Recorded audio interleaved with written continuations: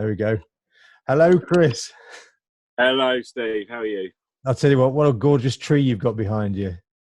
Yeah, it's a source of much vitamin C. It is. Well, that's why you look so well. I mean, you look zero stress.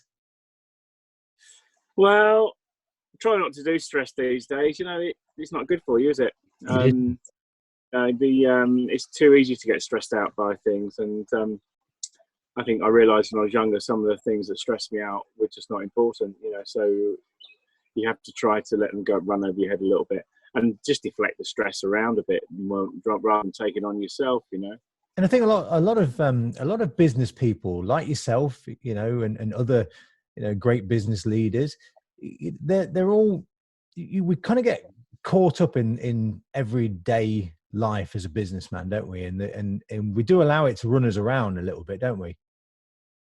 Sure. Yeah, I think one of the great things I learned to do some years ago was to try to let go a little bit, because when you're trying to do it all yourself, when I first started, it was very difficult. And my history in business has always been working hard, basically from 7 o'clock on a Monday morning and until Friday night, and sometimes weekends as well, actually. But you know, I belonged to the company I was working at, you know, and I took that into my life with my new business with TRYKA. And I think you have to learn to relinquish some of that, because otherwise you take it all on your shoulders. And I've got broad shoulders, but you know, it's nice not to have to take it all, you know. I mean, you've got a fantastic team now, haven't you? And your son Ryan's, you know, heavily involved in your business now, isn't it? And that's quite hard to do. I mean, I've never achieved that with my son working in my business. It never really panned out. But you're achieving that, aren't you? Well, both my son and my daughter work for TRYKA, and but Ryan, he was working for a leisure wear, a promotional company that sold leisure wear and t-shirts and sort of stuff. When he was 18, and they were treating him pretty poorly and making him work long hours for very little money. And I just said, look, you know, isn't it about time you came to join TRYKA? He's 31 next month. Let's rewind the clock a little bit to when you first produced the first 1-watt LED product. I mean, you was that man, weren't you, that walked through the door holding a 1-watt baton and an MR16 that was tiny, you know, 50 millimeter in diameter, and it just packed a massive punch, didn't it? Absolutely, yeah. We showed it very quickly in a base format at Plaza in 2002. Just a very basic strip, RGB strip with 36 1-watt LEDs, the old Luxian L1s. And a little MR16 with just one red, one green, one blue, and an AR111 actually with 12-watt RGB. I mean, really realize? Everyone was like, "What? How do you do that with such a?" I mean, my John Saunders at the time, we had this little 5mm LED baton. Everybody was on 5mm LEDs RGB, and John Saunders come flying back through our office door in a panic. You know, it's like, Steve, you've got to listen to me. I need to come and talk to you now, right? Said, John, I'm busy. No, now. Right? So he comes and he says, we got a problem, a real problem. I says, what's the problem? He says, I have just seen this baton that's blew the roof off of an architect's building. And he said, and it's like TRYKA. They brought this baton out, and it's that powerful. I mean, we couldn't believe it when we first started doing it, you know, and everybody used to tell us that, or they all claimed that we were running stuff at double the forward current we should to get the brightness it shows, and we never did that, never even needed to, because we could pack a punch even almost in show light. So yeah, you know, we were running them at 350 milliamp, like as you should. Well, good heat treatment, good dissipation of heat. And yeah, we did in 2002. TRYKA started 2002 in the October. The first project I ever did was with Phil Saltis, actually. Phil Saltis and me go back a long time. We both DJ'd. We both DJ'd in a nightclub in Marazine in Cornwall. Well, mate, I first met Phil when I was with Mark at Laser Graphics in 1990 or something, and we did what was the Metropolitan Club in Belfast with Tony Kingsley. Tony Kingsley. Yeah, put a big laser in there for them. With Phil did all the installation work and helped out with Tony Day and the guys back in the day. God rest his soul, Tony. Unfortunately, not with us anymore. We did that then back in 1991, I think. And then that was my first ever job again with TRYKA, was M Club they turned it into. We did the facade of that. I remember it well. We made some special long strips, but just spaced the LEDs out to make them fit on some of the windows with 56 strips and 56 drivers. And they were still working 15 years later, every one of them. That's just brilliant. Did you know Phil Saltis has got his own yacht? Well, the funny thing is, I've been on it a couple of times. I've been out with him a couple of times on his boat. In fact, I was only speaking to him last month about going on a yacht master course with him, because I'm thinking of getting one myself over in Spain. So, oh my goodness! I mean, like when you speak to him next, just say hello from Steve Watts, because the history between Phil and I goes back a long way.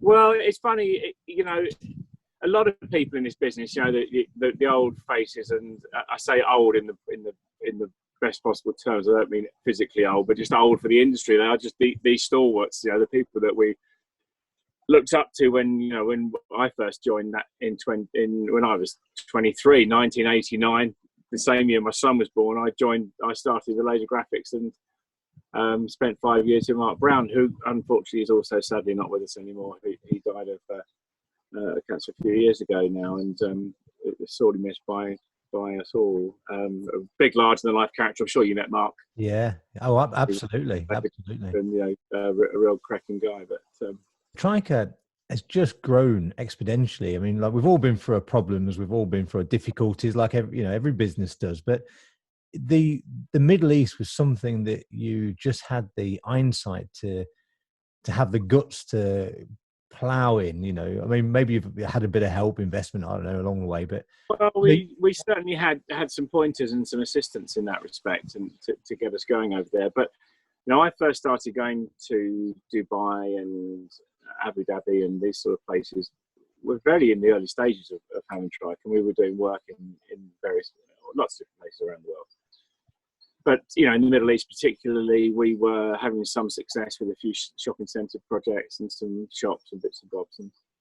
But the problem we have is that unless you're on the ground over there and you're in and out of people's offices and you have your face all the time, the products in and out, and you're showing them new things, you're not really at the front end of it.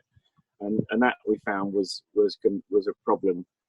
So we decided that good idea to put TRYKA Middle East together.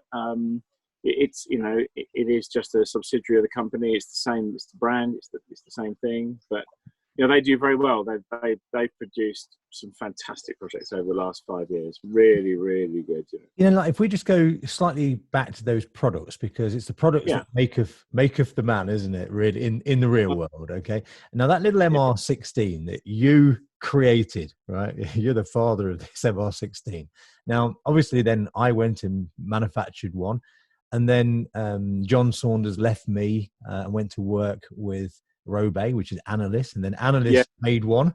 I made a baton, a 1200mm baton, as a sort of a, I don't want to use the word copy, but it was funny because that's what it was. I feel quite flattered really, because plagiarism is the biggest form of flattery. Yeah. But it wasn't lost on me that everyone was doing a similar thing, and it was all because of the fact we're all using SELV drive systems under 50 volts. We couldn't run any more than 12 LEDs per string. So everyone was using 3s, 12s, 36, and everyone did the same. So they were led into it a little bit by technology holding the hand in that respect. But we kind of got it open. The door was open, and how many MR16s did you have you made since the beginning, do you think? Well, I don't know. Not enough. But I tell you what, that's a good answer. I'd love a penny for everyone that everyone sold, because I'd be a very rich man then. Unfortunately, if you'd patented that, that baton and MR16, I mean, like, my goodness. I looked at patents, and I think that all the aggravation involved, and the fact that someone's only got to change 10% of a product and they can get around it. And a patent's only as good as your ability to fight it. I haven't got the money to go putting out hundreds of thousands of pounds to sue people for breach of patent. So my idea was move on to a better product, because we made something that was very robust and did a job. And then, of course, you then went one step further, because everybody, including myself, including analysts for that matter, we have a separate T piece. Well, you then, you kind of like left us all in the dark a bit there, didn't you? Because you fitted your. We went for an out RJ45. Yeah. Of the light. RJ45, which made it much easier. All you had to do is terminate the end one, and you have a string of lights. And, no, you did a good job, mate. You did a very, very good job. Thank you very much. Thank you. And I remember it well, because the first we managed to bring pricing down, the costing down, but it actually improved the product while we were doing it. That's obviously good R&D, and component prices came down because many more were being made and so forth. So a lot of things worked in our favour. And then the other massive leap that I think you took, whether Ryan had got anything to do with it or I don't know, but you moved into Pixel. But you moved into Pixel in a very, very clever way. I remember seeing one job that you did where the Pixel was almost built into the frame of the window. It was almost part of the building, integrally. It was a fantastic design. 4 Point Sheraton in Kuwait, actually, they had a system on one of the small towers, which was initially put together by a Korean company quite some time ago. It wasn't particularly great. So we made a system that literally fit round the window inside, false panel, so you could get to it, but you couldn't see the lights inside. But on the outside, you could do a full facade lighting system. Oh yeah, it's brilliant. I mean, and it looks absolutely stunning when it's finished. I mean, and that's you've never been afraid to take on these big, tall skyscrapers or big hotels or massive projects. But we're very comfortable with our technology, and we've proven the way it works in different ways, and where you put it doesn't really matter. The basis behind it's still the same. I mean, we started, and you all know this because it's an area that I know you struggle with quite a while. It's something that we were very good at, which was doing IP rated strips and stuff. Yeah. We sold hundreds of thousands of these things all around the world. We've done 9,000 projects in 70 odd countries, 86 countries, something stupid now. It's crazy, But we've installed those strips in all over the place, on seaside resorts, in snow, in heat, and everything. All right, we've had some failures, but we did a bit of R&D work to redress a couple of issues we had. Yeah. One was literally because one place was so cold. In the mornings, the sun would come up, half the strip would be covered in ice, the other half would have sun on it, and one was expanding and one was contracting. Yeah, so no, it's going to be massively different. I think I got the wind taken from beneath my wings, if you want to call it that, way early on, which probably put me off, and I never really recovered from it, because when the 1-watt baton, we made our first 1-watt baton, after, of course, seeing your 1-watt baton, right?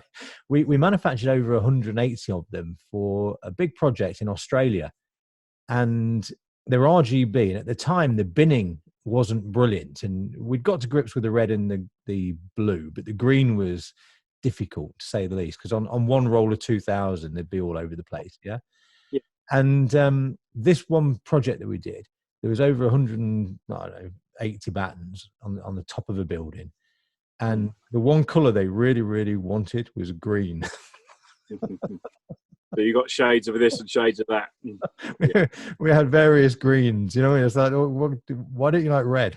Why don't you like we like green? Well, one of the things we decided to do very early doors was to pay a premium for pre-binning. So we actually had them pre-binned by the factory. So we bought them in their guise that we wanted, so specific G numbers or L B numbers, whatever it might be. Occasionally we fell foul of it and we changed them, but we never had an issue with any of that. If someone had a problem with it, we'd swap it. I mean, over time, I think it probably took us maybe three months, I guess, to work out exactly, how to do it properly, how to get the right bin in, how to, because it does take you time. But because you was the pioneer of it, you of course was ahead of the game, wasn't you? Well, I like to think we were. I do wish. I suppose in some respects, one of the things I wish I'd done was make a bit more of it while I could. But I wasn't particularly well funded at all, and I'll be quite frank with you on that one. We've never had an overdraft. Well, we never used an overdraft. We never had any loans. We don't, so I was actually approached by a venture capitalist, although as I said to you not long ago, I call them vulture capitalists because I don't particularly like the way they go about it, but that's not. But they approached me and wanted to put money in, and I decided in the end that wasn't the way I wanted to go, because I wanted to maintain full control of what I thought was my business and my baby. I don't know if you know where the TRYKA name came from. No, I'm interested to. I mean, TRYKA. I can imagine try being, I don't know, something to do with colours, probably. Well, yeah, a lot of people would think that, and there is a little bit of that into it. But it's funny. My ex-wife, unfortunately, she has her name involved in the TRYKA name. But these things happen, and we move on, and we're still friends and so on. But she's the T. Ah, okay. Ryan, my son, is the RYA. Oh, fantastic. And Kaya, my daughter, is KYA. So that's where the TRYKA's come from. So that's where the TRYKA comes from, yeah. So it's got nothing to do with LED, nothing to do with that at all. Really. It's down. It's kind of subliminal in there, but that's how I put them in. And I wanted something that didn't really mean anything in any language, that you could utilize all around the world, and had no other copyright or anything. And it would have been easy to get the website for it, because it would have been a unique spelling, wouldn't it? So absolutely, yes. I mean, people call it TRYKA, depending on where you are around the world, but it all comes out the same in the end. So that's where it came. It's funny how names come about, because I was talking to Kevin Hopcroft from NJD, and he told me how NJD came about. And the J was from his first nightclub that he operated, called the Junction. Yeah. Right. And then not in Cambridge. Say again? Not the Junction in Cambridge. No. I don't think it was in Cambridge. No, I think it was in Nottingham. Yeah. Oh. And then of course, you told me the story of how it all came about. So it's interesting. Now, Abstract, the name Abstract came about because at the time it was the Yellow Pages. You didn't have things like Google, that didn't exist. So the Yellow Pages was the only way to find something. So we decided we wanted A at the beginning, you see. Well, A was never going to really make a name, but AB, and then Abstract was the obvious, really. And that's how that all began. Yeah. Well, and I mean, I remember my first ever plaza was, and I saw you guys, that I was with Mark then. We were probably only 3 stands away from you, and we'd shoot over and we got a bit bored. And but that was probably 1990. It would have been 1990, yeah. And the stands got seedier as they went on, didn't they? You could say that, yeah. And then while I was busy with Ian Brown at Kotek, and we were producing circus tents with swimming pools and big gold horses out the front, you were still doing the same thing. we were. We just couldn't help ourselves. No, I know. But hey, it served you well, because it was, you were targeting your market well, weren't you? Let's face it. You wanted to get the DJs over. You wanted to get the younger crew over to you, because that was your core market, surely. Exactly, and I think what it did as well is kept us feeling very connected to our customer base, because we was like as mad as they were. Do you know what I mean? And I think they just looked up to Abstract as being, doing the things that they wanted to do but daren't. Yeah. Yes, you could say that, Steve. I'd go with that. All of that. having been out and seen you guys at work in the evenings, yes, I'll go along with all of that. Yeah. I think so, definitely. But that's what makes of the industry, isn't it? But that was Plaza then, wasn't it? I mean, it's been sanitised now. It's very professional and everything else, but it's a bit too sanitised for my liking. We don't do Plaza. We haven't done Plaza now for about, I don't know, 10 years, 9 years or something, because it's not really our market. Our market is the architectural, professional level design practice work. We're more light and building and, arc show and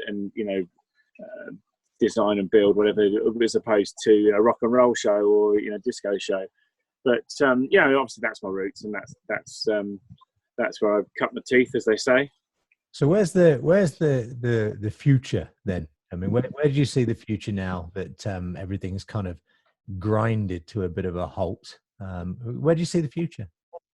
Well, I'm not one for trying to look too far into the future in a funny kind of way, because none of us have a crystal ball, and I think we're better off trying to work in the present and look around the corner a little bit, but as opposed to trying to second guess what might or might not happen, particularly where we are at the moment. Because, you know, if you read, we all read different things about what we're involved with here with this COVID-19, and you know, you can read the doom and gloom, or you can look at it from another point of view, that, you know, it could just all sprout back into life, and, you know, we all work hard at it, we all maintain the confidence, and the impact could be much lower. I think it's going to be somewhere between the two, quite frankly. A good friend of mine that works very hard in the entertainment industry does, his name's Mick Ventola, and he works in the bowling alleys, doing lighting and stuff. And he said to me, Steve, for every negative, we need to find 5 positives. So, you know, and that is exactly emulating what you've just said. He refuses to discuss the future. You know, he says, we will create the future, Steve, by... Well, it's not written yet. Not written, because exactly that. The future is there to be created. You know, we can't change what we've done. I mean, I'm one, I very rarely ever think about anything as a regret, because whatever I did at any point in time was right for me, or the choice I made at the time. But you can't change that. You can only change the now and the future, and what you're going to do in the future, by being part of it. You can't see what's going to happen because it's not been done yet, and rightly so, as you say.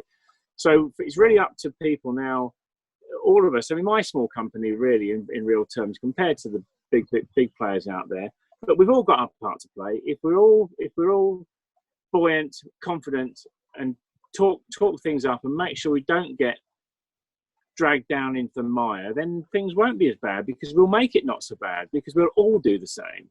And provided they're sensible when they come out of this, and provided they're sensible with how long they maintain those schemes for, the actual longer term impact shouldn't be too great, because no one's got to pay anything back.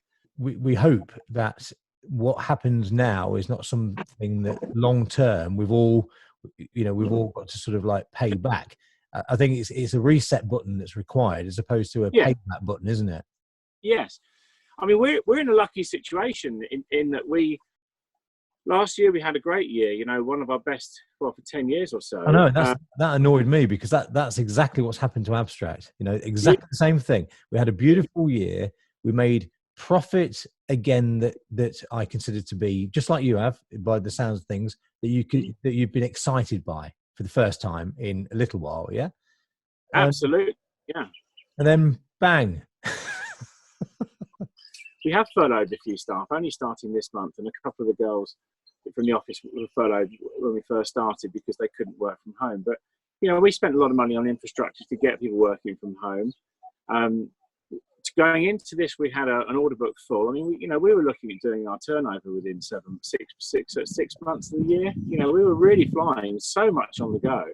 What you're saying then, in reality for TRYKA, because you're very much in the architectural led business, and some of these projects are taking, you know, between 1 and 5 years, longer in some cases, to come to fruition.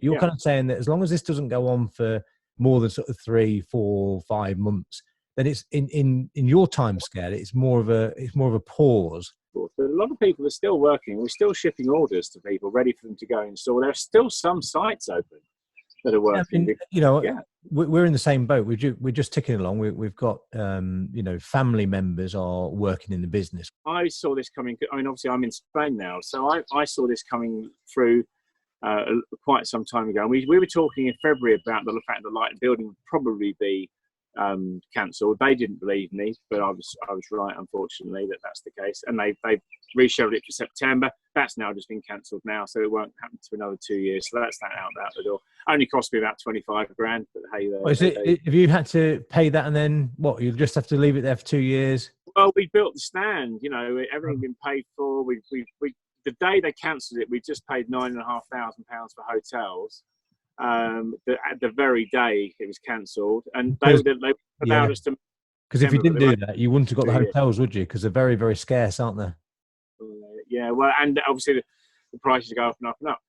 We said, right, you can work at home. Colin, who you know very well. Yes, very well. Colin Gorn. Was supposed to come to the office on the Thursday to drop some stuff off and have a quick meeting and go back up to Macclesfield. And I said, Colin, don't bother doing that. We'll send it on a courier.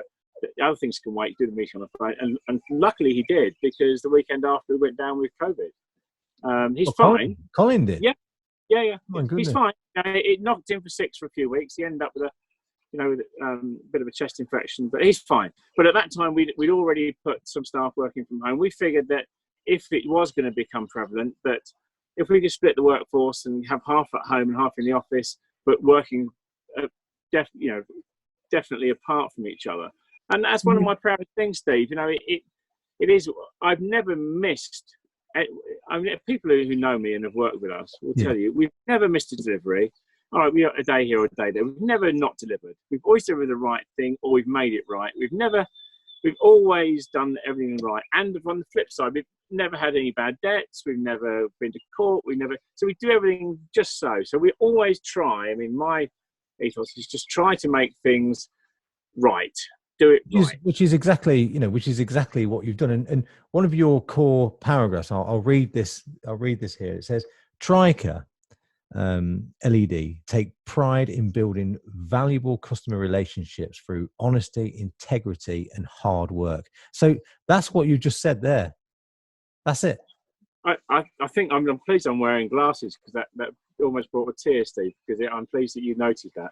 But no, it's it's something that I worked with some good guys. I worked with Mark Brown and Ian Brown, the two Browns. In fact, only 5 years with Mark, 8 years with Ian, and now 18 years with TRYKA. So, but I had some good mentors there. They were good guys. I mean, I learnt by their mistakes as well as their successes, and because none of us are perfect by any means. So I did learn a lot from them, how to do things and how not to do things. But that was only my personal preference in that respect. I mean, the very purpose of BizzHeadz is to get into their heads, and so there has to be the good and there has to be the bad. That's just the way this podcast works. So what would be your lowest moment in TRYKA? What would that have been? Oh, crikey, that's a one, isn't it? My lowest moment. It's really hard to. I tend not to grasp onto these things, Steve. If something's been a bit kind of, negative, I tend to just push it to one side and get on with it. We've done, I guess one of the things. Well, one thing we did, which was probably it cost me more money than anything, I guess, was we provided a bunch of kit to the Prime Minister of Italy, and also the big media mogul Berlusconi. Yeah. Into his beautiful villa complex in Sardinia. Okay. And the kit was specified by an Italian guy who I worked quite well with at the time, and I won't mention any names. And they installed it all, and it was all outside, it was all IP rated, and it all got wet very quickly. And we didn't realise when they specified it, they were putting it under some fountains, so they only used an IP66. And then the afternoons, with the sun beating down on them, they kind of be going, oh yeah, I've really opened up here, no seals working. And then they turn the fountains on, the sprinklers on, and they just soak them. So we had to go over there, and one of the guys who went the first time around, they wouldn't let him in the site because he couldn't find his passport. And Tony Blair and his missus were there on a weekend visiting Berlusconi. And so we had to go back again. And then in the end, I went back. I thought, right, I'm going to go show my face and have a little look at this. So we had to go back and we had to cut them all out. All the cables were underground, had to do these complicated joints, making a mechanical joint, pumping them full of silicon so that they would last forever. And they still work apparently, but that was probably the worst thing that ever happened. And it's not too bad, I guess. No, and I love that. What you just said there is that you don't hang on to the bad side of things. You brush that to one side. That didn't exist in your head. You're obviously a very positive mentor. And that Does that run through the whole of the I business? could have said something about people. You know, I sometimes, you know, it's like, Steve, you struggle with people, getting the right staff in the right team. I'm very lucky in the team we have settled now. They've all been with me for a number of years. I mean, the least is my daughter, but she's 25. She's been with us now for a couple of, maybe 3 years. But all the others have been 9, 10, 12, 13 years or so, you know. But I guess a couple of things. There would be a couple of times where I've taken people on where I shouldn't have done. That's cost me money, and they've caused me problems and been a little bit untoward and underhand in how they've left and taken business with them, etc. But again, I'm not one to bear a grudge like that, because I couldn't even remember the names, because it's gone. It's gone. It's done. Yeah. But that's, you see, I mean, over the years, that's what happens to us, don't we? Because we live our businesses. It's you know, it's not just a limited company in our heads. It's an extension of us, isn't it? Well, you and I, we started a limited business. I'm running the same company I started. So you. Never been up and down like a what's its drawers. You know, we are how we started the same company, and I'm very proud of that. You know, there aren't that many people who have the same company they started out with without any issues going along the way. So I'm very proud of that. But you know, businesses, you know, and the people who work for you, I don't understand. I can't get my head around some of the things I read about at the moment, where companies are just laying staff off and letting them go home with nothing. Yet the guy who owns the business is sitting in his house with a big range of cars outside, and he's letting people go home with their families with no money. Now, you wouldn't do that. I wouldn't do that. That would never happen. Where our family? I've never. I mean, even through tough times, we have had some tough times, of course. You know, a lot of problems that small businesses have is that you know, I mean, I feel that sometimes we're tied to certain things that we shouldn't be tied to. You know, our employees, you know, we trust our employees massively in the same way that they trust us. It's a two-way relationship. It has to be a two-way relationship. And I think over the years, things have got a bit soft. And the direction, I mean, when I first started Abstract, somebody would come and work for you, and the really great people, you could leave them alone. You never had to even bother them. You never had to tell them what to do. They just did it. They know what they're doing. Then you get other people that you have to put way too much time into. And that two-way street for me in manufacturing certainly has been a little bit of a problem over the years, where now we need people to be on the top of the game, because when we come back from out of this, all our employees are going to have to, I think, work relatively hard. I mean, I think that's truthful, because, you know, we've got to make sure that we can get back up to speed quickly, and particularly if you're manufacturing, you know, if with the supply chains and component supply chains going to be very, very much delayed, you know, very hard hit by the fact they haven't had staff to get things ready. Of course, we're on the back end of the Chinese problem as well, so that's a lot of components are coming from the Far East, as you know. So, you know, we've got to make sure when people do get back to work that they're ready to rock and roll, really ready to you know, to do the extra few hours here and there to help the business back on its feet quickly, or back to deliver quickly, because, you know, it'll be back to normal. At the minute, we can, you know, we all could say, oh yeah, we're a day late, but there is a pandemic going on, you know, and everyone accepts that. But when you go back to work, when the schedules are back tight again, you've got to deliver. You've got to do what you set out to do and deliver your promise. And 100% you've got to do that. And I think the problem that with the furlough scheme is brilliant, because it's looking after, like you said, that it's keeping everybody sort of underpinned at the bottom. But the problem is that it doesn't take very long for people to become then addicted to the furlough. Netflix. You know, saying that though, I have an issue with that in my head as well, because, you know, I've got 4 people that have stayed on at the factory, kept it going every single day. Actually. And so, you know, I feel that I have to readdress that, because, you know, yes, of course, you know, they're not being at home. So I'm going to give those 4 people, I think, I'm going to give them 4 weeks extra holiday next year, because I have to make it up to them. I just can't, you know what I mean? I can't leave it like that. Well, I've just given 2 of them a 25% pay rise. Yeah. It's got because to I be felt it was right, Steve. You know, I've got a good story for you. Go on. Love it. Yeah. I listened to a podcast the other day with Rick Wilson. Yeah. And this is how things happen are quite spooky. You talked about Mick McManus, larger than life character. I didn't know him very well, too, quite frankly. I'd only met him a few times, but I did a lot of work with the mate through the time, working with Fireworks and Lasers, and then working with Kotek and the G300 smoke machine, all the other stuff we sold, thousands of them. So 2 years ago, my brother he's only slightly older than me, 18 months older than me. He plays in a band called Never Too Late. Okay. And he's a great guitarist. He won't admit it, but he's a fantastic guitarist. So he said to me, look, Chris, would you mind offering us something? This is a big charity thing for this young lad. I can't remember what disease he has, but they've collected so much money for him. I said, no, of course, I'll give a pack of stuff. I think there's a couple of external floodlights, some MR16s for your kitchen, the drivers, the controller, the whole 9 yards. Probably about 700-800 quid's worth of stuff. Put it into a charity. Put it into a tombola thing with a you buy your ticket and takes your chance. Had a phone call through from my sister-in-law saying, "Oh yeah, the guy who won it was a guy called Mick McManus." Seriously. I'm like, well, I mean, I've never heard another Mick, and so I rang him up and we had a quick chat, and it was Mick McManus.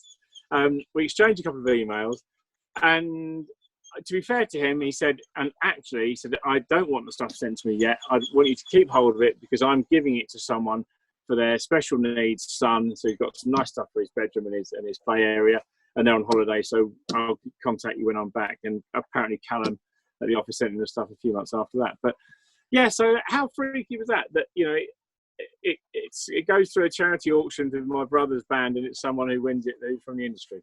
Well, that's just brilliant, isn't it? And Mick McManus is, and then he goes and gives it away to somebody in much more need of it. Absolutely, and I'm not sure. I think he said he was still landscape gardening and doing his gardening. Oh right, so he took on the same route then as what Rod Stewart would have took if he hadn't got out of it, if his voice hadn't come back. Well, there you go.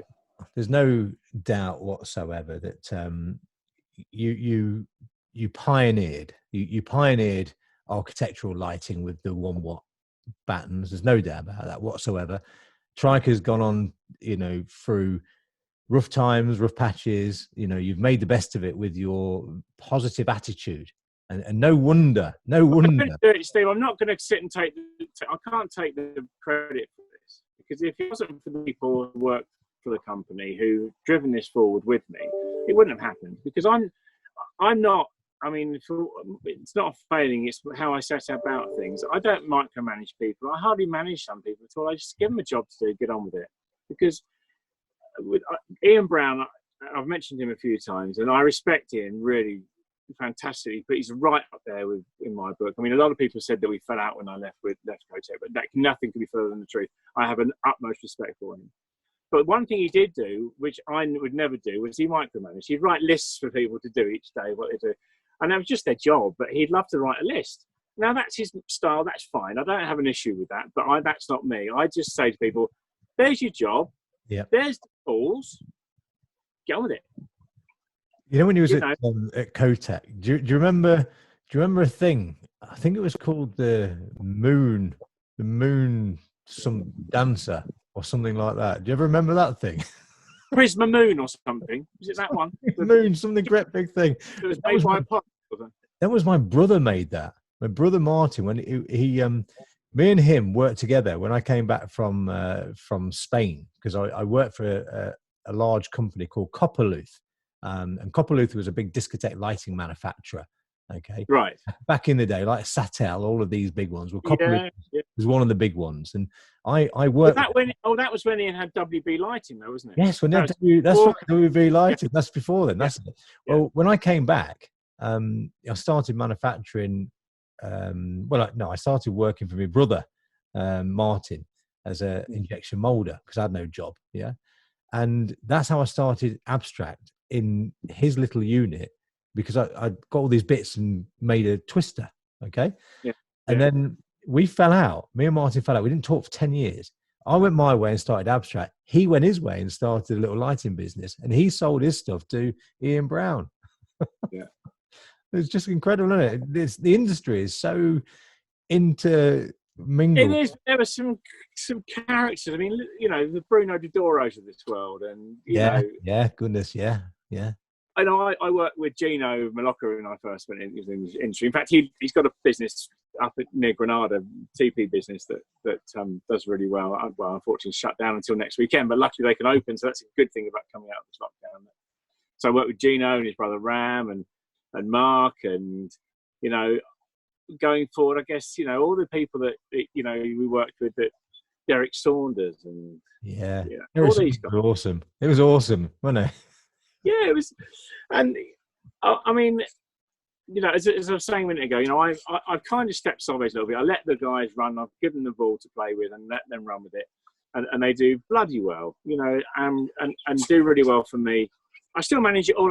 I'm still working very hard. I'm still making sure things are ticking properly, but I'm just tweaking the machinery here and there, you know, making sure it's run properly, making sure the finance are in place, making sure everyone's paid on time, making sure, you know, that the progression that we're working with regards to good systems that are adhered to, and all these sort of things. But then they can plow on and get on with it. My daughter's doing a fantastic job in HR and doing things to make sure that people are looked after properly and the pensions are right and all the other stuff that we do, and the private health cover, and you know, all the little things that are massively part of employment. And yeah, so it's really great. But the guys in the Middle East, they blow things away. I mean, they do phenomenal work over there, you know, and obviously they have the bigger projects and, you know, the big towers that are being done and the big hotels. I mean, some of the stuff that we do over there, you'll literally walk into a hotel, and from the time you get out of your car with the valet at the front, every single light bulb or strip or anything you'll see in that hotel will be from TRYKA. All the rooms, all the public areas, all the bars, all the backroom stuff, all the offices, every stitch will be from TRYKA, which is fantastic. That's you know, knowing how you work and stuff, and seeing things that you've done over time. That's exactly what you do. You take the entire project on from the start. You know, you'd be, you know, trying to get every bulb that, you know, wherever it is, you'll be trying to get it. Because it's only packaged differently. You know, what we're doing is we're basically fizzing up a light bulb, you know, with some power. And if you've got good drivers and good heat sinks and just basically good solid technology in your R&D, you can put it into any shape. It doesn't matter whether it's round, heart shaped. No, it doesn't. No, not where at all. Triangular, long, thin, fat. It doesn't matter. You know, it's the same thing, just in a different type of array. So when Colin Gaughan joined you, there's, you know, Colin was with Abstract for a little while, you know, because he did all when he was with the publishing company, working with Damien and Ronnie. And Disco Mirror and Ronnie. Mirror days, you know, Ronnie. And Paul James. Paul's been there longer than anyone. Paul, yeah. He and I were kind of at the same level together back in 1990, you know. So yeah. I mean, but you know, so Colin's a very educated man. He's a clever man, isn't he, Colin? He's a good guy, Colin. He's been with me for 12 years. You know, he's had his ups and downs, of course, and you know, he's very well. I mean, I'm amazed. He's a clean living guy now. You know, he's very fit, very healthy. He's on the sparkling water and so on. Doesn't touch a drop of alcohol. Which is probably a good thing for Colin, because probably did a bit of that when he was young. You know, I remember a trip in Switzerland where I was quite embarrassed for him. But you know, these things happen. We've all been there. Got the T-shirt, and you know, he's a good lad. He's a good guy. He is, and that's, you know, I mean, just all these people, you know, all these characters that have created our wonderful industry, and I'm looking forward to it getting back. You know, I'm ready for it to come back online. I don't know how long, but like you said, you know, I love that positive attitude you've got towards it. And, you know, I'm going to share that positivity with the other podcasts that I shall be doing in the future. I'm going to share a bit of your positivity within them, because it's inspirational. You know, it's inspirational. I do hope that a lot of our companies take on a little bit of that attitude to say, well, look, you know, let's forget what's happened in the past. It's gone. You know, it's gone. Bye bye. Get rid. Go fast. I'm just got my fingers crossed it's not a false hope, and I don't think it is, Steve. I do think that we'll come out of this. I mean, as you know, I'm over in Spain, and I spent the whole lockdown in my property in the mountains in Andalusia, which hasn't been a hardship, quite frankly. I pity those that have had to, sit it out in a tiny flat, with screaming kids and, with COVID all around them. That would have been a much tougher thing to happen. But what's happening in Spain, and you'll see, I don't know whether you see any translations. A lot of people won't understand it because they can't read it, but they're coming out of lockdown in 4 phases. We're just going into phase 1 this weekend, which means that we can actually move around within our province. We haven't been even allowed out until last weekend. And I'm looking forward to the inspiration and the innovation because I mean, some companies, sadly, I think will fall by the wayside. It's going to happen, whether they're long-term established, whether they're just new startups, whatever. I mean, some won't make it. There's no doubt about that. It's like that's just the way life is. But that would have happened anyway, COVID or no COVID. Things happen, right? But the inspiration, I think, the survivors through this are going to be inspired to do some stuff like they've never done before. It's going to be, they're going to want to entertain like they've never entertained before. Big staging companies. Hopefully, if things get back to normal, we're going to see some magnificent productions. Well, obviously we don't work in the production market like, the theatrical side or the presentation markets like that. But I do know 2 projects that we're working on that are going to be absolutely fantastic when they finish. And we are going to put 150,000% into it. There's no such thing, but we will, because that's going to be the statement back to life, back to reality. Back to freedom. And the other thing as well, Steve, and I'm not one to take advantage of anyone else's misery by any means, and that's me down to, I would never do that. I never want to do that. But if some of these companies do close down and they've got some good guys, come and knock on my door and come and work for another company, a good company, because finding good staff, good people to expand your team, they always seem to come to you through an agency who want 25 grand just to introduce you to them, and I can't afford that. So if anyone's watching this who has lost their job, come and talk to me about a job. When you've been in business as long as we have, and been in the industry, you don't put your head in the sand, because there's no point, because it's not going to get you anywhere. We've done that many times for our life. Just get good careers. But I sleep well. I always sleep well because I've got nothing to worry about in that respect. No one is chasing me for money that I owe. No one's upset with me for not delivering what I should have delivered or whatever. So I always sleep easy. And that's something that I think Abstract, like TRYKA, we're proud of that as well. And like you said earlier, you touched on it earlier on, we've not gone bumping people here, there and everywhere. And when somebody sends me a deposit, right, that's game on for me. And until I've delivered that project, that's where I can't take the foot off the gas then. Once I've received that money, that's it. It's like something lights up in my head, and, I'll be on it until it's delivered. And you're the same. You're clearly the same. But for me, for us, and for all of my team, they know that once we agree to do something, that's what we're doing. There's no variation.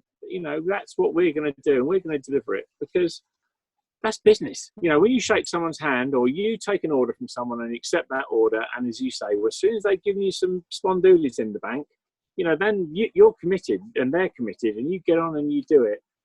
And some of the stuff that's been created, I was looking through a video that my better half produced the other day for us. And it's phenomenal. Some of the stuff that we've done. I noticed that. You've got some good projects. You've got some good.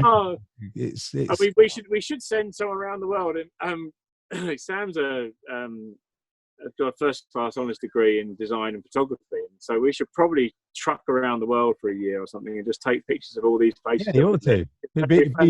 It'd be quite an inspiration, wouldn't it? Well, it would be. Well, first of all, let's wait till we're allowed to hop on a plane, shall we? Before we go. That's it. I'll tell you what, Chris, it's been a fantastic. It's been so nice talking to you, and I know that whether it be 1 month, 2 months, 3 months, 5 months, whatever, we will get out the other side of this. We will have smiles back on our faces. Our businesses will flourish again.